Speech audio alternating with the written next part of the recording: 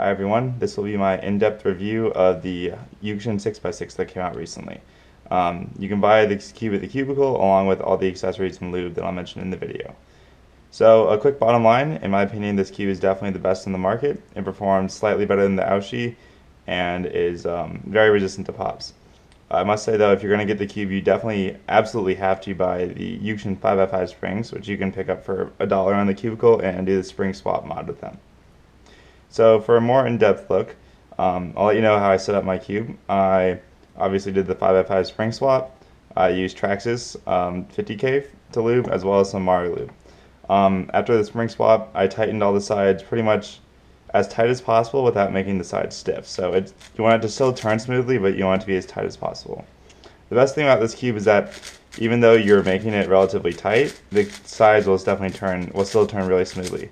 So the outer layers aren't going to turn quite as well as the YuXin 5x5 or some of the Moyu cubes for the 5x5, but they definitely turn probably just as well, maybe a slight bit better than the Moyu YuXin 6x6. They definitely allow for turning as fast as you want, and I know I'm standardly a pretty fast turner, and I don't feel like this cube is slowing me down at all. The inner layers are a little more sluggish, but even though they're a little more sluggish, they're still very fast. They're definitely faster a little bit than the YuXin, and I don't have any performance complaints at all. The best part about this cube is that despite the fact that you can have the super fast layers while still having an incredibly tight cube.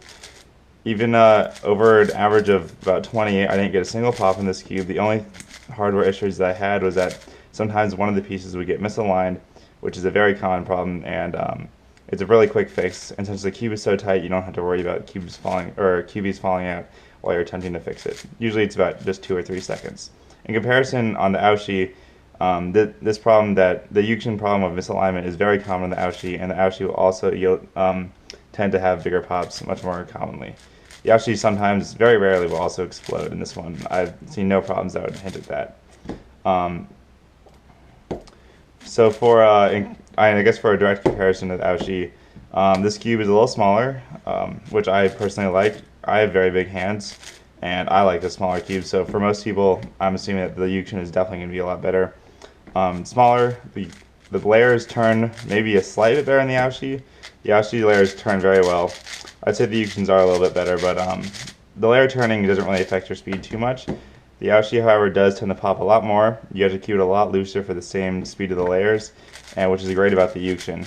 Which is why top speeds in the YuXin are probably going to be pretty similar to top speeds in the YuXin, but YuXin is going to allow for a lot more reliability and a lot less stress when performing in competition, especially with the MENA 3 event setup. So if you're thinking about buying a YuXin 6x6 and you already have the YuXin, I would probably recommend it. If you're kind of a casual cuber, like not too big of a 6x6 fanatic, you definitely don't need a YuXin to get faster. I mean, I have a 140 average of 12 on the YuXin, as well as on the YuXin now, but I definitely recommend it if you're looking to be elite in 6x6 or just are a big cube fanatic in general. You definitely want to have the YuXin, as I think it's the best in the market, and it's definitely worth the time to break it in and set it up properly.